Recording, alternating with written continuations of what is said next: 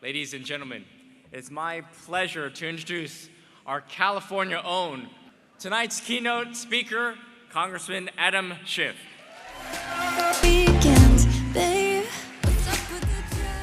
Good evening. Good evening, Equality California. I am so thrilled to be with you tonight, to be with some of the most powerful and progressive leaders in the nation, to be with real champions in the fight for equality, and to be in the same room with Sharon Stone.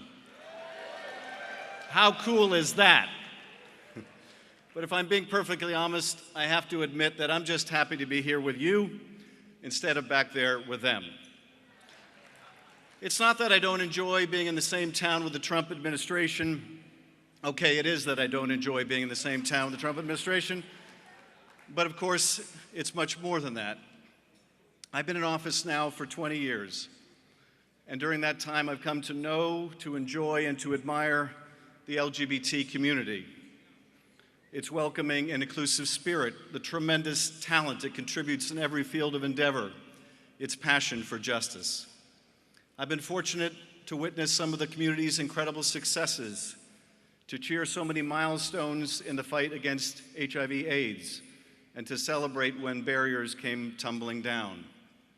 And I've had the delight of basking in the insane company of 4,000 riders and roadies on the ALC ride from San Francisco to Los Angeles. When I did that ride 2 years ago, I shared a tent for the week with a wonderful and experienced cyclist named Steve. And as I told my fellow riders at the time, since my wife is named Eve, leave it to ALC to turn Adam and Eve into Adam and Steve. But like any friend of the community, I've also borne witness to its terrible and sometimes crushing setbacks and defeats.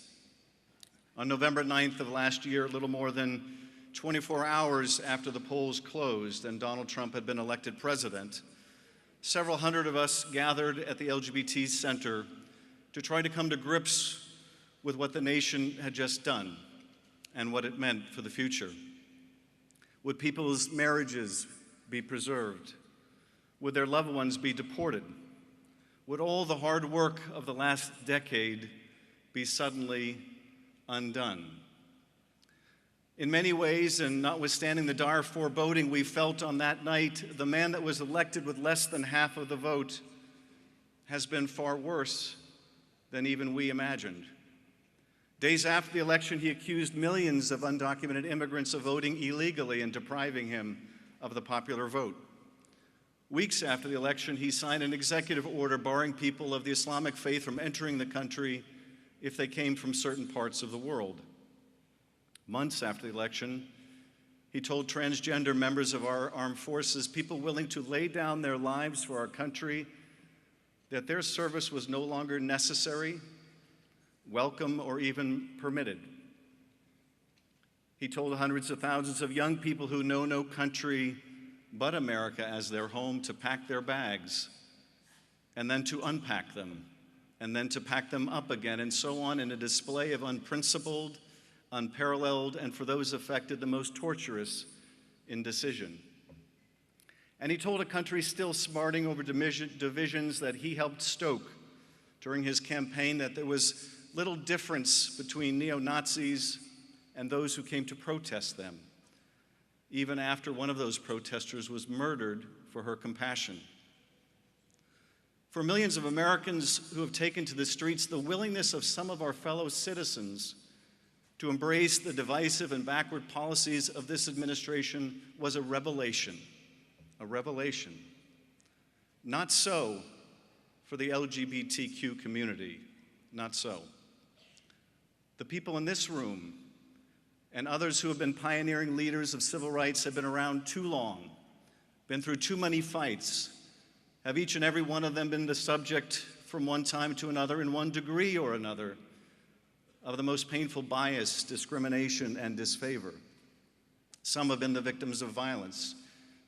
Still others, may they rest in a peace they were never blessed to find among us, the victims of murder or an end brought about by the most unrelenting and inescapable sadness. To the leaders and the members of Equality California, the reawakening or reemergence of the hatred we have seen over the last 6 months is no revelation. But it is, however, a profound call to action. To those to whom much has been given, much is required, and much has been given to the LGBT community when it comes to understanding the pernicious nature of bigotry and hatred. But even more has been given to the community in its capacity to fight it and to overcome. You're here tonight because you are the generous benefactors of Equality California. This is the time to be more generous benefactors of Equality California, because this is a time to try our souls. The moral arc of the universe is long, but tonight it does not bend towards justice.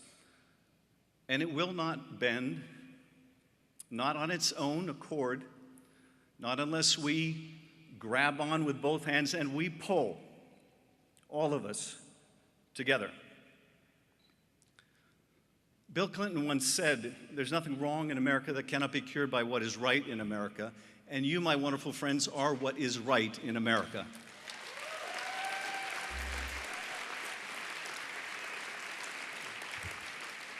You are hope, you are tolerance, you are tenacity in the service of a just cause, and you are love.